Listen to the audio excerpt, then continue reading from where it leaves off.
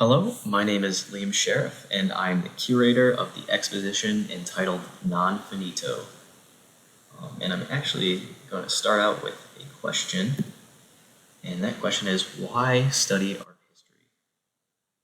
And I think that there are a plethora of correct answers, but I picked out three that really stood out to me. And number one being that you can really learn some valuable skills, or at least build upon some valuable skills such as critical thinking and even problem solving.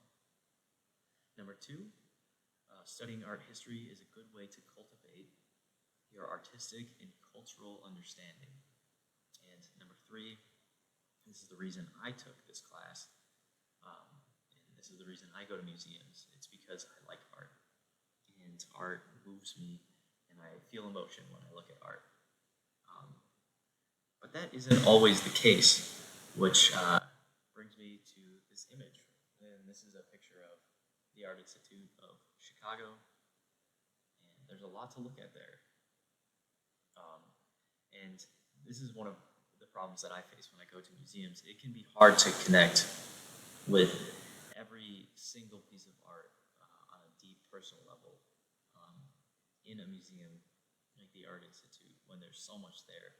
And on top of that, there's also a sort of air of pretension, I think, to art historians and just the culture surrounding art in general. It's a very expensive industry, kind of niche. A lot of people don't feel like they're educated enough to understand the art, or maybe they just feel like it's not for them, which is completely understandable. In today's technology boom and technology era, it can be hard to connect with something that was created in ancient Rome or ancient Babylonia. It can be really hard to connect with that artist who created that. And that brings me to the exposition. Non finito. What does it mean? Basically, it's an Italian word that's commonly used throughout the art industry, the art field, and it means not yet finished or incomplete. It's commonly associated with sculptures that were left undone, either on purpose or who knows. You know, a lot of times when a piece of art is incomplete, we don't know why it was left undone. So basically, this exposition covers a whole range of art spanning from around the 20th century BCE all the way to 400 AD. It holds 6 incomplete pieces of ancient art, all the way from Babylon to ancient Greece and Rome. And why would I want to make an exposition with incomplete art? What can that teach us? Well, I hope that this exposition will bridge the gap, or at least chip away at the gap, between antiquity and modernity. Like I said earlier, it can be really, really hard to connect with art that was made in ancient times because our world is so different than their world. You know, it almost seems alien to us. And on top of that, there seems to be this sort of alien-like quality to masterful artwork. We value it so much. We make it an icon in our society that it seems untouchable, when in reality it was made by a human, and humans make mistakes. And I really hope that this exposition can highlight these mistakes, not in a negative way, but in a way that brings out the humanity in the artwork that we study and look at.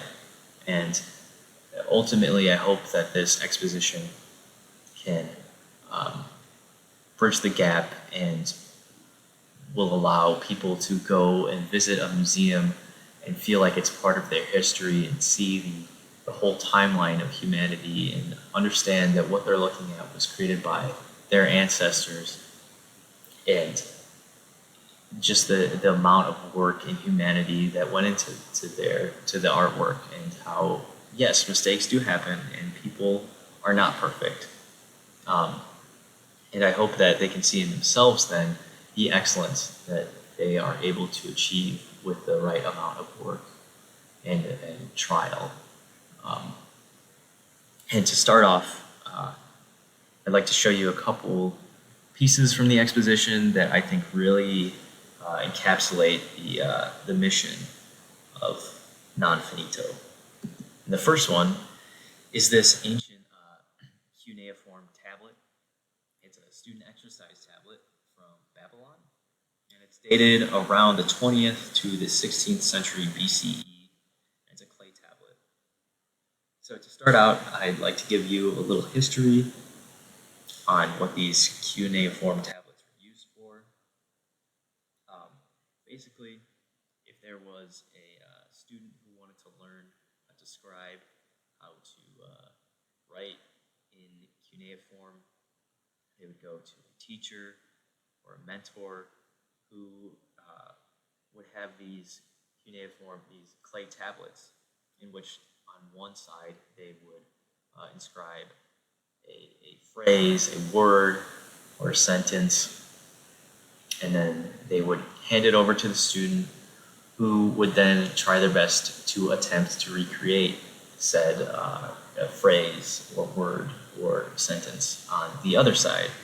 And what we have shown here on the right is the student's attempt at trying to recreate what their teacher had written on the other side. And specifically, the student is trying to spell out Urash, which was just a deity at the time.